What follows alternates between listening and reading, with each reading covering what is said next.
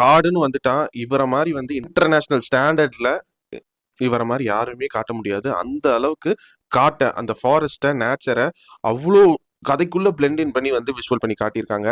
Cinematography is world class, colour grading top notch, VFX எல்லாம் எங்க பண்ணியிருக்காங்கன்னே தெரியல. சப்போஸ் பண்ணியிருந்தா அதுவுமே நேச்சுரலா இருக்கு, தேட்டர்ல பார்த்துருக்கலாமே அப்படின்னு இந்த படமுமே எனக்கு ஃபீல் பண்ண வச்சுச்சு. மூணாவது ஆக்டர்ஸோட பெர்ஃபார்மன்ஸ். அதை சொல்றதுக்கு முன்னாடி இந்த படத்தோட நெகட்டிவ்ஸ் என்னன்னு சொல்லிடுறேன். இது வந்து பார்க்கும்போது உங்களுக்கு வந்து என்னடா காட்டுக்குள்ளேயே இப்படி சுத்த விட்டுட்டு இருக்காங்க, ஸ்லோவா போகுது ஸ்கிரீன் பிளே அப்படின்னு தோணுனாலும் அதுக்கு பின்னாடி சில ரைட்டிங் அண்ட் லேயர்ஸ் எல்லாம் வச்சிருக்காரு டைரக்டர்.